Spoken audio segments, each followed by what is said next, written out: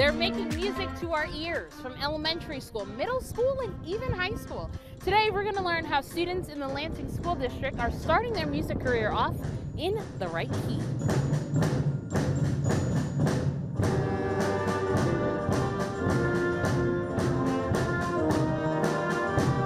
Well, we've made it inside the band room, and today we're going to learn some of the fundamentals of music right here at the Lansing School District. We're here with Raviel. How are you this afternoon? I'm doing great. It's great to be talking about the program. Yeah, and I know music for you kind of runs in your blood. You have quite an experience and a background really teaching children the fundamentals of music. So talk to me about your theory here in the classroom. You know, my dad was my first mentor, and I had a chance to watch a really great instructor teach students from the beginning, you know, the initial lessons and how to begin an instrument, and then the skills that would come later, how to play more difficult literature and more complex. Over the years, I had quite a few years of direct instruction before going into administration, and then I had the good fortune to come back to direct instruction here at this time in my career.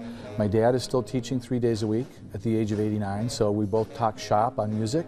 And we talk kids, and we talk about best ways for kids to learn this particular content and why it's so good for them to have fine arts, and specifically the band experience or the keyboard experience. Music is just an amazing way for kids to be able to explore affective skills. And so to have any student from any background come in and be able to work on a band piece together, there's something really unique that happens when they start to listen across the room to each other, when they start to explore the emotion of the music, they can feel that. And those are skills that transfer. There's a discipline to it. There's learning how to read the notes, the rhythms, the pitches that go along with it.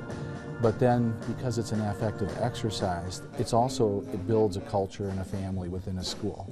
So talk to me about how you also instruct the classroom on a day-to-day basis. The interesting part about instructing students in music today is in the old days, it used to be a little bit more of a cerebral activity, a left brain activity of, first we're going to teach you how to name the notes on the staff.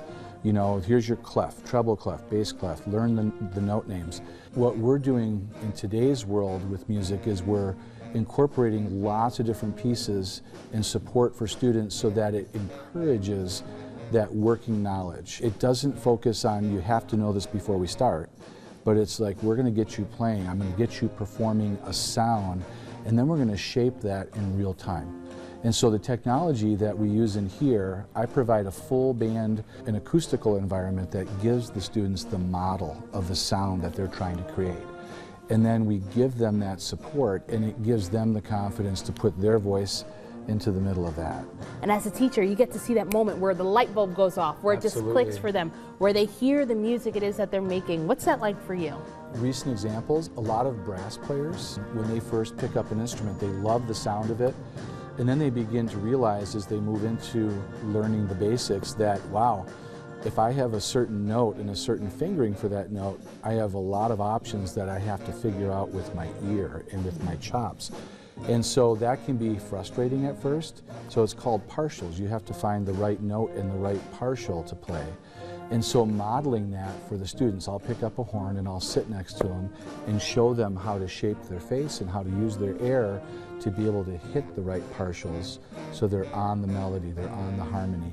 Watching those kids get to that place where they can now control and hit the note that is in their head that they want to hit, they can't disguise their excitement. When that happens, they just light right up. It's pretty incredible. Okay, well, with that being said, can you show me a few notes on the marimba? Sure. So just scale patterns. You're teaching them a scale pattern. You're teaching them melodies. We do a lot of, you know, beginning. You're just giving them basic 3-note things to have to memorize at first and get their eyes accustomed to.